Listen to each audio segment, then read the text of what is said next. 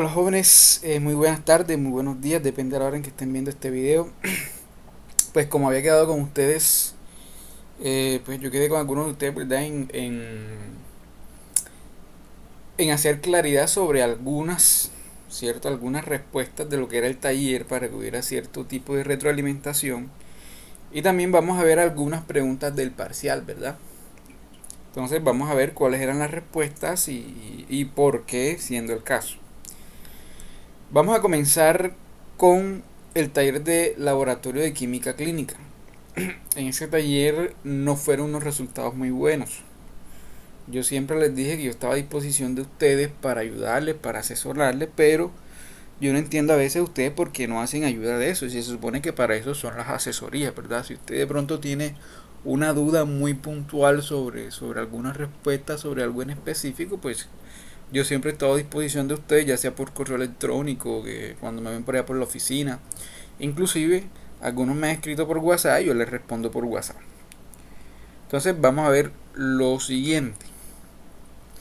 En la primera pregunta me dice, ¿qué ventajas trae el hecho de que se pueda medir la absorbancia del ADN directamente? ¿Verdad? Cuando nosotros decimos de medir la absorbancia del ADN directamente, estamos haciendo referencia a que, a diferencia, ¿verdad?, de las otras técnicas de colorimetría que nosotros vimos, el ADN no se necesita hacerlo reaccionar con algún otro reactivo, como por ejemplo en el caso de la glucosa. Recuerden que en el caso de la glucosa, ¿qué buscamos nosotros ahí? La formación de quinoneimina. En este caso, el ADN sí va a tener una absorbancia, ¿verdad?, al medirlo que directamente, a una longitud de onda aproximadamente de 260 nanómetros. Pero entonces, para darle respuesta a esto, nosotros necesitamos saber qué vamos a hacer nosotros con ese ADN, ¿cierto? Entonces tengamos en cuenta lo siguiente. El ADN, ustedes saben que después que se hace ese proceso de extracción de ADN, nosotros vamos a necesitar, por ejemplo, secuenciarlo, cuantificarlo, buscar ciertos genes, someterle una PCR, entre otras cosas. Entonces, ¿de qué nos sirve que esa absorbancia se pueda medir directamente? Hombre, de que nosotros luego de leer la absorbancia de ese ADN, nosotros lo podemos utilizar, ¿cierto? Esa es la respuesta. Que se puede utilizar al leerlo directamente. ¿Por qué? Porque si nosotros hacemos reaccionar ese ADN con otra sustancia, como sucede por ejemplo como en la glucosa, ya se me va a formar una nueva sustancia, o sea, ya ahí no estaría que pudiendo utilizar ese ADN para unas pruebas a futuro, ¿verdad? ¿Por qué eso no tiene una trascendencia con la glucosa? Oye, porque la glucosa lo que a usted le interesa saber es si se encuentra aumentado o si se encuentra bajo. Pero en cambio el ADN sí necesita saber usted qué grado de pureza tiene, ¿verdad? Y con eso yo creo que amarramos por ahí una pregunta de un parcial. Del parcial, no recuerdo de cuál de los grupos es, en la que les preguntan a ustedes con respecto de la pureza del ADN, si no estoy mal. Entonces en ese caso la respuesta era que se debería medir también a una longitud de onda diferente. O sea, se medía normalmente a 260, ¿verdad? Y teníamos que leerlo también a una longitud de onda para ver si había contaminación con proteínas. En este caso se realizaría una lectura entre 260 y 240, si mal no estoy en este momento. ¿Qué sucede en ese caso? Hombre, lo ideal es que ¿qué absorbancia me dé mayor? Hombre, la absorbancia de 260, porque yo quiero tener en mi ADN que en estado puro. Si yo veo que en la absorbancia en la que yo leo las proteínas la tengo muy aumentada esa absorbancia, ¿qué significa eso? Hombre, de que estoy teniendo impurezas ahí. ¿Y cuáles son esas impurezas? En este caso, proteínas que pueden derivar del proceso de extracción de ADN, de restos celulares, de restos metabólicos, entre cualquier cosa. ¿De acuerdo? Segunda pregunta. ¿Cuándo se puede decir que una enzima tiene valor diagnóstico? Esta que tenemos aquí. Se puede decir que una enzima tiene valor diagnóstico cuando ésta se aumenta, ¿cierto?, en los casos de algún tipo de patología. Por ejemplo, ¿por qué podemos decir que la creatinfosfoquinasa tiene valor diagnóstico? Hombre, porque esta se va a aumentar cuando hay daño en el corazón. ¿Por qué podemos decir que las transaminasas tienen valor diagnóstico? Hombre, porque estas se van a aumentar, por ejemplo, cuando hay daño a nivel ¿qué? Hepático. Entonces, esa es la respuesta.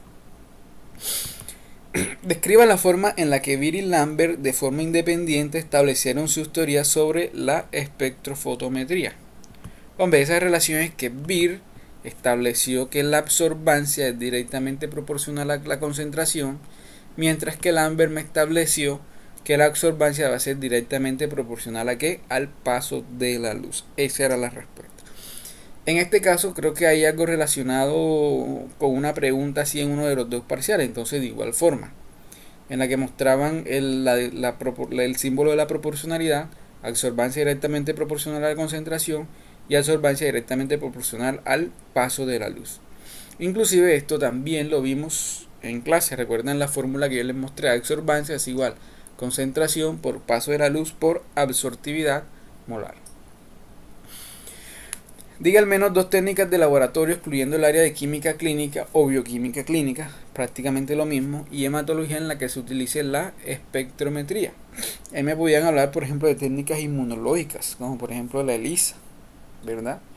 También me podrían hablar, por ejemplo, de la cromatografía, en la que después de la separación de los componentes, pues se hacía una cuantificación de las proteínas o los aminoácidos que se encontraban presentes en la solución. Durante un análisis, bueno, ya esta pregunta pues está en un inserto, ¿verdad? En uno de los insertos estaba las fórmulas que tienen que restarle la absorbancia del blanco a la absorbancia que me genera la muestra. Esta pregunta yo creo que todos los grupos la ganaron. Bien, vámonos a ver algo sobre los parciales. Entonces tenemos esto aquí.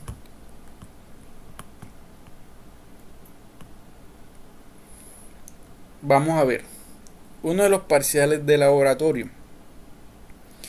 No es la característica de un estándar, o sea, no es una característica del estándar. Dentro de las opciones que tenemos aquí van a haber 1, 2, 3, 4 opciones que son, perdón, 3 opciones que son inválidas y una que es la correcta, porque esto es de selección múltiple con única respuesta. Entonces yo les recomiendo también que en los parciales, jóvenes, ustedes pueden utilizar una estrategia que es el descarte. Ustedes van descartando en las opciones, van descartando las que de pronto no tienen relación con lo que ustedes le están preguntando. Vamos a ver aquí. No es característica del estándar. Vamos a ver. Puede servir para uno o más analitos. ¿Será que sí o será que no? Entonces, obviamente eso sí es una característica del estándar. ¿Por qué si es una característica del estándar? Hombre, porque nosotros vimos en clase y yo les dije que bueno, que por ejemplo de glucosa se puede utilizar de pronto para 3 analitos diferentes. Se podía utilizar glucosa, colesterol y triglicéridos, el mismo estándar, servía para varios. Permite determinar la absorbancia de una concentración conocida. Claro que sí, es una característica del estándar. ¿Por qué? Porque nosotros medimos la absorbancia de esa concentración conocida que precisamente es ¿quién? El estándar. Y a partir de eso hallamos una concentración desconocida. Pero aquí me dice, sirve para determinar el espectro de absorción de una sustancia. Esta es la respuesta correcta. Eso no es característico de un estándar. ¿Por qué no es característico de un estándar? Hombre, porque para determinar el espectro de absorción de una sustancia, yo necesito la sustancia en diferentes ¿qué? En diferentes concentraciones, ¿cierto? En diferentes concentraciones. De hecho, recordemos que puede ser estándar, patrón o calibrador. Entonces, no me sirve para determinar el espectro de absorción, sino la curva para calibrar nuestra prueba. Vamos a ver, si al momento de determinar la concentración de glucosa dejo pasar más de 60 minutos, recordemos que nosotros en clase hablábamos de que había un tiempo límite dentro del cual nosotros deberíamos realizar nuestras lecturas, ¿verdad? Si dejo pasar más de 60 minutos el tiempo de hacer la lectura, lo más probable que sucediera es, jóvenes, y eso yo lo dije en clase, lo dijimos varias veces, ¿qué pasa si dejamos nosotros nuestra reacción ahí 2, 3, 4 horas? Hombre, ese componente en los casos de las prácticas que vimos que es la quinoneimina se va a empezar a degradar y va a perder el color. Si pierde el color va a perder la absorbancia y si se pierde la absorbancia vamos a encontrar una disminución en la concentración. Entonces la respuesta es obtener un valor inferior al real. ¿Por qué? Por la inestabilidad del producto medible. De pronto aquí teníamos una que era una que era similar, pero me dice obtener un valor inferior al real por acción de las enzimas presentes que degradan el producto formado. Esa no era la respuesta. ¿Por qué? Porque los sustratos, porque la quinoneimina en ese caso no tiene una enzima específica para ella como sustrato. Bien. Vamos a ver qué otra preguntita está por aquí.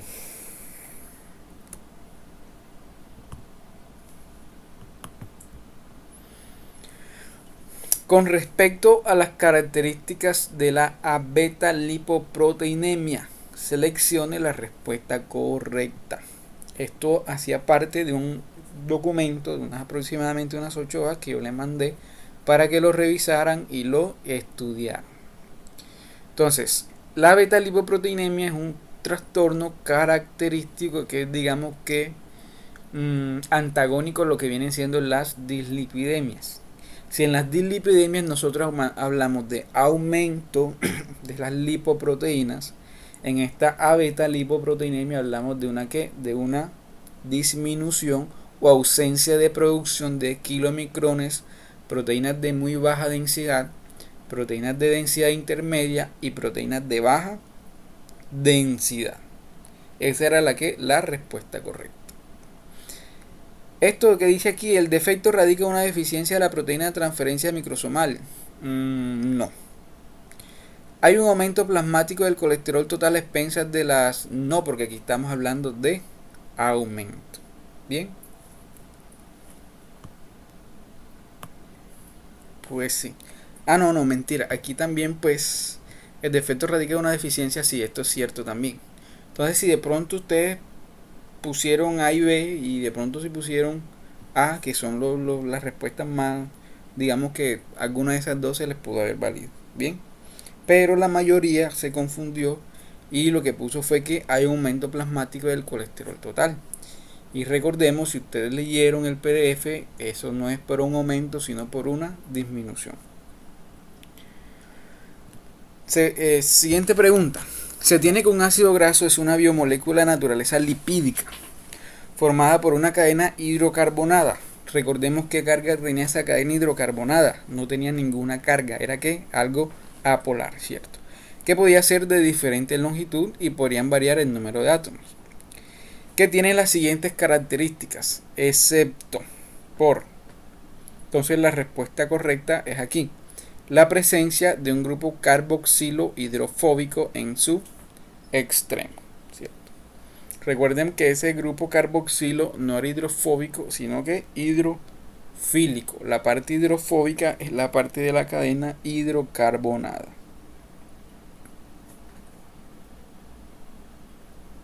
Según sus enlaces se pueden clasificar en saturados e insaturados. Es verdadero. Se obtienen mediante hidrólisis. Es verdadero. Se obtienen mediante la hidrólisis de los triacilgliceroles. Una de las características de los lípidos complejos es que pueden considerarse como anfipáticos. ¿Qué nos indica que un lípido complejo sea anfipático? Como por ejemplo, ¿cuál habíamos dicho nosotros que eran los lípidos complejos? Y un ejemplo muy importante y que lo hablamos bastante en clase, los fosfolípidos. ¿Qué característica funcional tenían esos fosfolípidos?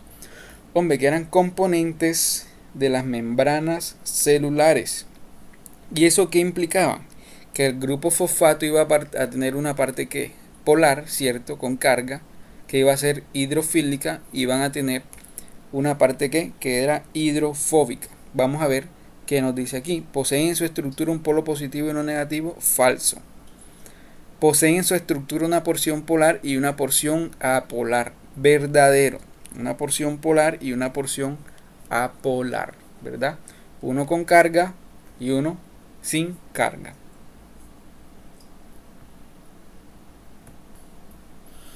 Seguimos, aquí nos dice, es el principal componente de los kilomicrones VLDL y HDL respectivamente.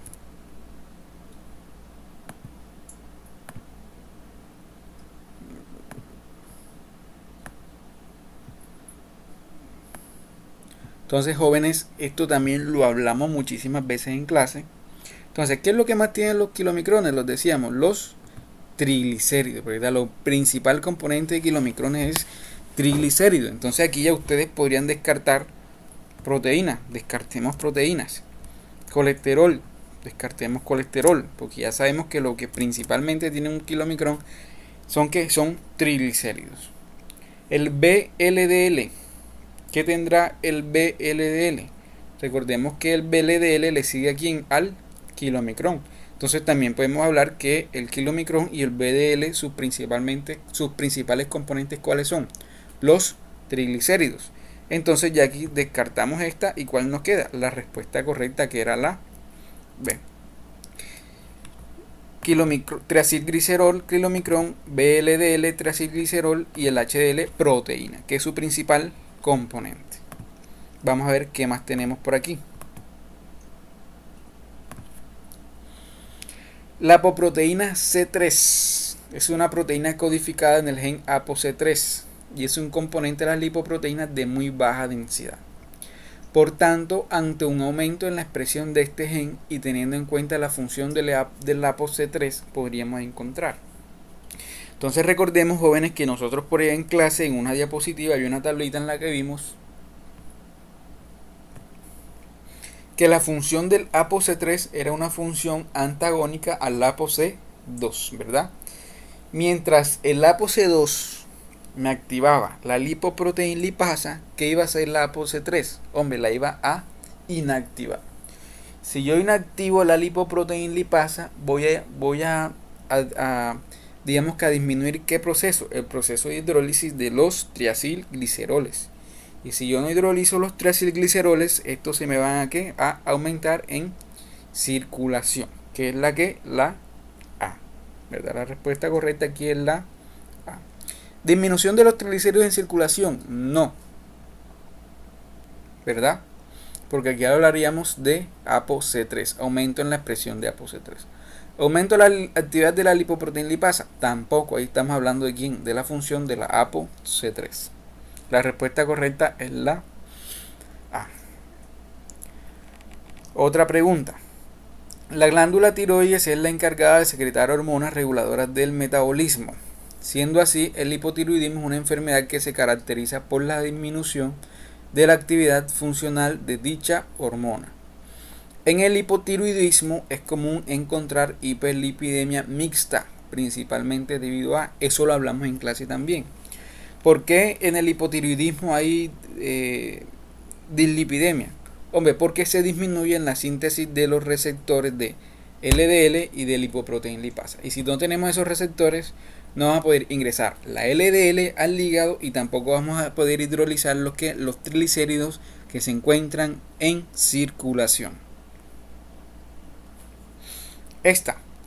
Como consecuencia inmediata de la eliminación de triglicéridos de los kilomicrones, entonces aquí yo les pongo en negrita, consecuencia inmediata, lo que pasa enseguida. ¿Qué será? Bueno, en este caso era una pregunta que de pronto las opciones eran válidas, pero había una que era más válida y que yo recuerden que se las hice en el tablero, que les decía que en la medida en que esta lipoproteína lipasa me iba eliminando los triglicéridos de los kilomicrones, estos me iban mostrando al exterior las LPL. Yo les daba el ejemplo que se iban poniendo como que más flaquitas, como que más huesudas, y entonces ya ahí sí podían encontrar esos receptores para que entraran a hacer su metabolismo. Entonces, cualquier duda extra que tengan sobre esto, pues aquí antes de comenzar con el tema de generalidades de enzimas, pues ya ustedes tienen mi WhatsApp, tienen mi correo, entonces me pueden pasar la información y ahí yo les comento la situación. Bien. Bueno, bien, entonces ahora sí entrando con el tema que nos responde esta semana de trabajo, ¿verdad? Con esto pues van a ver esta clase, si quieren la ven una vez, 2 veces, ¿verdad? Tenemos toda la semana, para lo que no entiendan me lo pregunten, ¿verdad? Y también por grupos debemos hacer un comentario relacionado con este tema, ya sea en el tablón de la plataforma. El que no tenga la posibilidad de acceder a la plataforma me puede hacer llegar ese comentario directamente a mi persona. Me gustó esto, me gustó lo otro, yo leí que de pronto las enzimas se utilizaban en tal proceso. En fin, son libres de comentar cualquier cosa. Y obviamente, si tienen preguntas, por favor me busquen, como les comentaba. Entonces, como les estoy diciendo, ahorita vamos a hablar sobre lo que son las enzimas, ¿cierto? Las enzimas. Vamos a ver unas generalidades pues, de por allá de bioquímica, ¿verdad? Que es lo que corresponde ahora. Y posteriormente estaremos viendo las enzimas de importancia clínica. Vamos a correlacionar las enzimas con cuando se elevan en ciertas patologías o cuando se disminuyen en otras patologías, ¿verdad? Entonces, para nosotros hablar de enzimas, debemos decir que esas enzimas, en su mayoría, prácticamente que en su totalidad, con excepción de una, ¿son qué? Son proteínas, ¿verdad? Son proteínas. Y a su vez, esas proteínas se van a encontrar conformadas por ¿quiénes? Por aminoácidos, que son estos que observamos aquí, los aminoácidos. Todas estas tres estructuras que ustedes observan aquí son la misma, sino que van a tener una variación en el pH. Y a esto quiero llegar, que me entiendan algo que nos va a ser de ayuda en algo que les voy a explicar posteriormente. Entonces vamos a ver una cosa aquí. ¿Cuáles son los constituyentes principales del aminoácido? Entonces, con el aminoácido nosotros vamos a tener lo que es un grupo carboxilo. Este que encontramos COOH. Vamos a tener un grupo amino, ¿verdad? Que podemos encontrarlo como NH3 o como NH2. Este que va a estar acá. ¿De qué va a depender que se encuentre como NH3 protonado o como NH2? Hombre, del pH. Entonces, quiero hacerles saber, jóvenes, que el estado de pH en el cual se encuentre ese aminoácido, asimismo me va a alterar las cargas de la molécula. ¿Cómo así que me va a alterar las cargas de la molécula? Hombre, el estado de pH va a hacer que me libere, ¿verdad? O que me coja hidrogeniones del medio. En este caso, si nosotros en un pH ácido, que es este que tenemos aquí, encontramos este NH3 en estado protonado, ¿qué significa? Que va a tener una carga ¿qué? Una carga positiva, ¿verdad? Y este mismo grupo funcional, que es el grupo amino, si lo llevamos a un pH alcalino, ¿verdad? Este se va a encontrar ¿en qué estado? En un estado neutro. Fíjense aquí que no tiene ni carga positiva ni carga negativa, ¿cierto? Este hidrogenión, podemos imaginar que este hidrogenión que tenía aquí, este hidrogenión lo liberó hacia ¿qué? Hacia el medio. De igual forma con el grupo carboxilo. Fíjense ustedes, lo podemos tener COOH o solamente COO con carga negativa, ¿verdad? En este caso podríamos decir que al pasarlo a un medio alcalino, me liberó ¿quién? Me liberó este hidrogenión que nosotros tenemos aquí. Y por tanto me quedo con carga negativa. Esto va a ser fundamental para lo que vamos a ver posteriormente. Continuando con las características de los aminoácidos, vamos a encontrar también que él tiene un carbono alfa, ¿verdad? Que en su tetravalencia es donde se van a encontrar los demás grupos. Vamos a tener una cadena R, ¿verdad? Una cadena lateral. Y vamos a tener un hidrogenio también. Bien. Entonces, para nosotros arrancar por ejemplo, para nosotros arrancar en un aminoácido y terminar en una proteína, nosotros vamos a necesitar de la formación de un enlace muy específico. ¿Cuál es ese enlace que me va a dar la formación de cadenas peptídicas? Se llama ¿cómo? El enlace peptídico. Recuerden que cuando nosotros estamos en lípidos, nosotros hablamos de hacer enlace ¿qué? Enlace éster. Acá vamos a hablar de enlace peptídico. ¿Cómo es la formación del enlace peptídico? Entonces, la formación de un enlace peptídico se me va a dar a partir de la mezcla de esto, de la reacción, de esto que tenemos aquí. El grupo carboxilo, ¿verdad? Que este es COO. Y el grupo ¿qué? ¿Cuál es esto que tenemos aquí? El grupo amino, ¿verdad?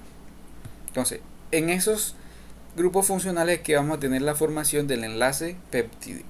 Miren aquí donde tenemos el grupo carboxilo, ¿verdad? Que le quitamos un oxígeno, y al grupo amino, que es NH3, que lo tenemos acá como este NH3, y acá me queda solamente NH. Entonces, ¿para dónde se me cogió el oxígeno este que tengo aquí y los dos hidrogeniones estos que yo tengo acá? Que para la formación del enlace. Hombre, estos me cogieron a la formación de ¿qué? De una molécula de agua. Y entonces así sucesivamente, mediante este grupo carboxilo y el grupo amino de los próximos aminoácidos que me van a formar esa cadena polipeptídica, ¿verdad? Mediante sus procesos de unión es que me va a formar los polipéptidos. Y eso me va a formar largas cadenas de ¿qué? De aminoácidos. ¿Cuántos aminoácidos en total tenemos?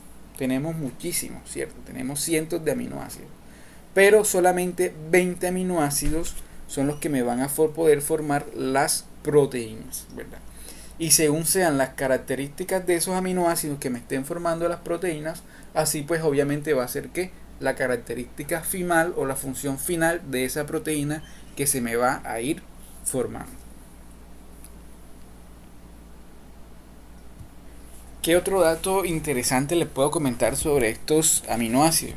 Entonces podemos hacer un recorderis por allá de la síntesis de proteínas, ¿verdad? De lo que es biología molecular, en el que cada tres pares de bases, ¿cierto? Me van a codificar la unión de cada aminoácido. Entonces en el ADN va a venir directamente, en las secuencias de ADN, van a venir directamente codificados las secuencias de aminoácidos, ¿cierto? Esto haciendo referencia a la formación de cadenas polipeptídicas, o sea que cadenas de aminoácido con aminoácido con aminoácido y con aminoácido, que como les he estado diciendo va a depender directamente de lo que nosotros tengamos codificado en el ADN, ¿cierto? Bueno, seguimos.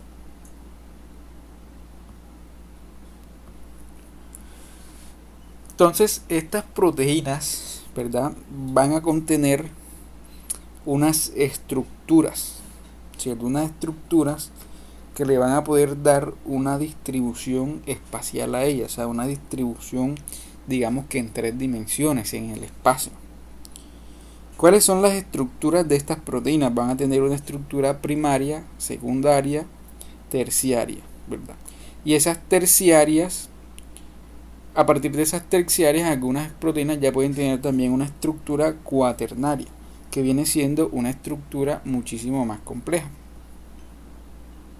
Bueno, aquí hice una pequeña corrección, ¿verdad? Entonces, ¿qué va a ser la estructura primaria de una proteína? Veámoslo acá. La estructura primaria de una proteína va a ser solamente la secuencia de una cadena de aminoácidos, ¿verdad? Unidos mediante enlaces peptídicos, ¿de acuerdo? Vamos a tener una estructura secundaria, ¿verdad? ¿Qué viene siendo esa estructura secundaria? Esa estructura secundaria va a ocurrir luego de que ya nosotros tenemos nuestras cadenas polipeptídicas. Estas mediante enlaces, mediante puentes de hidrógeno, ¿verdad? Van a tener unas interacciones entre ellas. Y esas interacciones ya me buscan una distribución en el espacio, que se me puede configurar como unas hojas plegadas o unas hélices alfa. Veamos aquí cómo son esas interacciones. Miren aquí nosotros tenemos una cadena polipeptídica, ¿cierto? En la que se va a encontrar ciertos tipos de interacciones. Estas interacciones vienen siendo unas interacciones no covalentes. ¿Qué significan que esas interacciones no covalentes? Hombre, que no se van a compartir electrones entre los átomos diferentes, sino que se van a dar unas interacciones gracias a las cargas que tienen esas moléculas, que tienen esos aminoácidos. Por ejemplo, ¿qué interacciones podemos tener aquí? Podemos tener interacciones mediante puentes de hidrógeno, como esto que observamos aquí, que se da entre un hidrógeno y un oxígeno, ¿cierto? ¿Qué otras interacciones podemos tener? Los puentes disulfuro, que estos que están aquí, ¿cierto? ¿Qué otras interacciones estos que están aquí? ¿Qué otras interacciones podemos tener? Por ejemplo, algo que son muy importantes, que son las interacciones no polares. Hay un grupo de aminoácidos que tiene una característica muy importante, y es que su cadena lateral o su cadena R va a ser apolar, ¿cierto? O sea, va a ser que hidrofóbica. Entonces ellos se van a plegar hacia adentro de la molécula de proteína, como esto que nosotros vemos aquí. Fíjense que todas esas cadenas laterales se encuentran hacia dónde, hacia adentro. ¿Por qué no se encuentran hacia afuera? Hombre, porque ellas no van a ser ¿qué? No van a ser hidrosolubles, ¿verdad? Sino que son de tipo hidrófoba.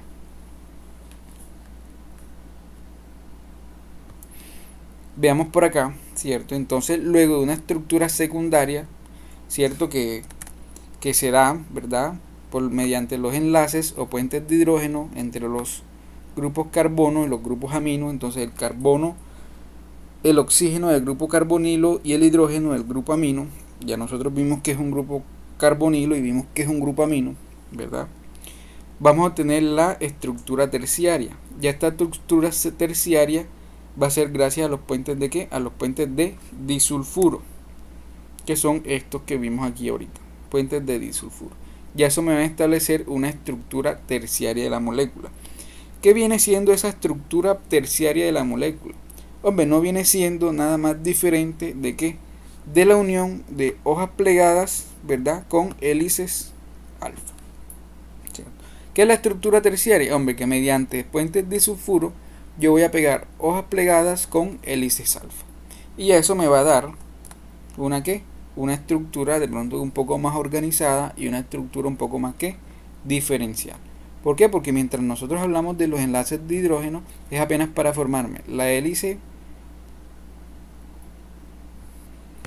alfa o la lámina beta. Pero ya cuando nosotros hablamos, por ejemplo, de la estructura terciaria, ya estamos hablando de que los puentes disulfuro me ayudan a pegar que varias láminas beta y varias hélices alfa. Entonces, dentro de las proteínas, en esta estructura terciaria, nosotros podemos tener unas proteínas fibrosas, como por ejemplo el colágeno, y podemos tener proteínas globulares, como su nombre lo indica, tiene forma de ¿qué? Forma de globo, ¿verdad? Dentro de esas proteínas globulares, nosotros podemos tener, por ejemplo, las enzimas, la albúmina o algunas otras hormonas. En estos casos, las enzimas son las que van a ser de nuestro interés de estudio más adelante. Bien. Y ya vamos a tener una estructura cuaternaria, que es la unión de diferentes estructuras, ¿qué? Estructuras terciarias. ¿Cuál puede ser una proteína con estructura cuaternaria? Hombre, podemos tener, por ejemplo, la hemoglobina, ¿verdad? Que es la unión de varias globinas, ¿cierto? Entonces podríamos decir también que una globina es una proteína con estructura terciaria, ¿cierto? De tipo globular. Varias proteínas terciarias de tipo globular, como la globina, me pueden generar una estructura cuaternaria que viene siendo la hemoglobina. Seguimos aquí. Vean aquí. Entonces vamos a hablar un poco de historia de las enzimas, perdón. Entonces, ¿qué tenemos aquí? A principios del siglo XIX se hablaba o se conocía de la digestión de la carne. ¿Cómo así que de la digestión de la carne? Hombre, que se sabía que si la carne se sometía, ¿verdad?, a la mezcla con ácidos gástricos, con los jugos gástricos de las personas, esta sufría un proceso de degradación, ¿verdad? Y asimismo se sabía que el almidón se podía convertir en azúcar. Ustedes saben que el almidón se compone de varios ¿qué? Es un macropolímero, ¿verdad? Que se compone de muchas ¿qué? De muchos azúcares. Luis Pasteur empezó a hablar de un proceso que se llamaba fermentación. Recordemos que nosotros existen dos tipos de fermentación, una fermentación láctica y una fermentación alcohólica. ¿Cuál es la fermentación alcohólica? Que a partir de un azúcar nosotros vamos a tener ¿qué? Alcohol. Por ejemplo, en los procesos de producción de la cerveza, del vino y del ron. Y vamos a tener también una fermentación láctica, que es un proceso que me va a dar como resultado una sustancia que se llama ácido láctico, que es de una importancia pues relativa en el metabolismo de los sistemas biológicos.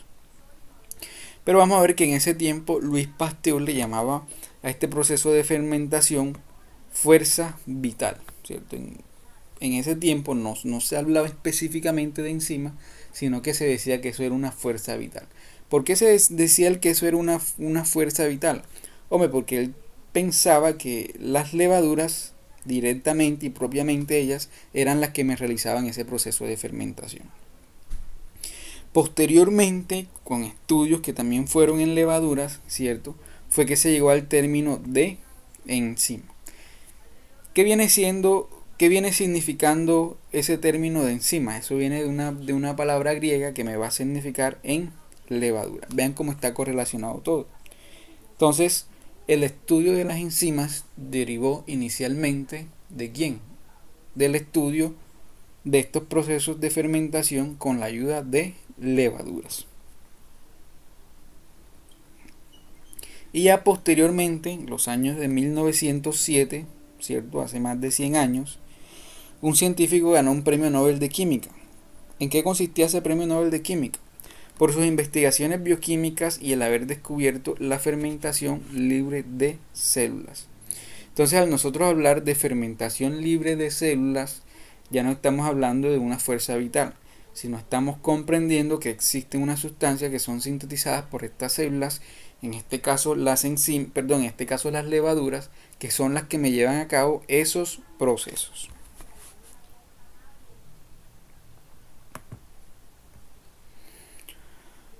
¿Qué generalidades tenemos nosotros de las enzimas? Por ejemplo, que generalmente son de naturaleza proteica. Pero nosotros vamos a tener una excepción a esa regla. Hay unas enzimas que no son de naturaleza proteica. Entonces quiero que me averigüen eso. ¿Cuál sustancia tiene función enzimática pero no es una proteína? ¿Qué otras características tenemos de esas enzimas? Hombre, que son unos catalizadores biológicos. ¿Qué significan que sean catalizadores biológicos? Hombre, primero que me van a disminuir el tiempo para que me ocurra una reacción. ¿Y cómo van a disminuir ese tiempo para que me ocurra una reacción? Hombre, porque me van a disminuir algo que se llama energía de activación en una reacción química. Ahorita estaremos hablando un poco de eso. Usualmente ellas se encuentran en bajas concentraciones. Poseen algo que se llama un sitio activo. ¿Qué viene siendo ese sitio activo? Viene siendo el lugar, ¿verdad? En esa enzima, que es donde se adhiere el sustrato y donde se da la reacción. Es un lugar muy específico. ¿Qué otra característica tienen las enzimas? Que su actividad va a ser regulada por el pH y por la temperatura. Muy importante. ¿Por qué será que su actividad puede ser regulada por el pH y por la temperatura? Porque, por ejemplo, como vimos anteriormente, nosotros sabemos de que los aminoácidos, ¿verdad? Las cargas de los aminoácidos me van a variar en función de qué? Del pH. Y si nosotros estamos diciendo que esas cargas de esos aminoácidos varían en función del pH, entonces debemos tener en cuenta también que esas cargas son muy importantes en la conformación de qué? De las estructuras secundarias y terciarias de las proteínas, ¿verdad? Ya yo les dije que eran relacionadas de pronto por los puentes de hidrógeno, que esos puentes de hidrógeno son interacciones iónicas, ¿cierto? Entre las cargas de una molécula con carga positiva y otra molécula con carga negativa. Y si yo altero el pH, ¿estoy alterando qué? Estoy alterando esas cargas. Y por tanto, eso me puede llevar a una alteración en la conformación de esa enzima. Y si yo altero el estado o la conformación de esa enzima, ella prácticamente no me va a poder cumplir su función. Por eso el pH es algo muy importante. De igual forma, la temperatura. Porque la temperatura me va a regular también que esas ubicaciones, ¿cierto? Que esas configuraciones moleculares que tienen esa enzima sean estables. Si yo aumento mucho la temperatura, ¿verdad? Voy a aumentar mucho la energía del sistema. Y eso me puede conllevar a una ¿qué? A una desnaturalización de la proteína. Ahorita, más adelante, también habremos un poquito de eso. Tienen reacciones específicas y repetitivas. ¿Cómo así que reacciones específicas y repetitivas? Perdón. Hombre, que cada enzima va a tener su sustrato ¿qué? Específico. Y me puede generar múltiples o varias reacciones. Estas reacciones es importante mencionarlas que algunas pueden ser de tipo reversible. Y también estas se van a encontrar en formas de isoenzimas. Algo muy importante también, las isoenzimas, que vienen siendo las isoenzimas. Hombre, enzimas diferentes que me van a catalizar la misma reacción. Y estas isoenzimas van a variar según sea el tejido en que nosotros nos encontremos. ¿Por qué? Porque las características, digamos que funcionales, ¿verdad?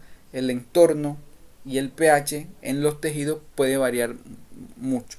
Por ejemplo, no son las mismas características que nosotros físico-químicas que encontramos en el cerebro a las que encontramos en el corazón o a las que encontramos en el hígado, ¿verdad? Son órganos y tejidos totalmente diferentes y por tanto necesitan unas enzimas que si bien me catalizan la misma reacción, van a tener unas características de pH, de constantes de Michaelis, de eficiencia energética muy distintas.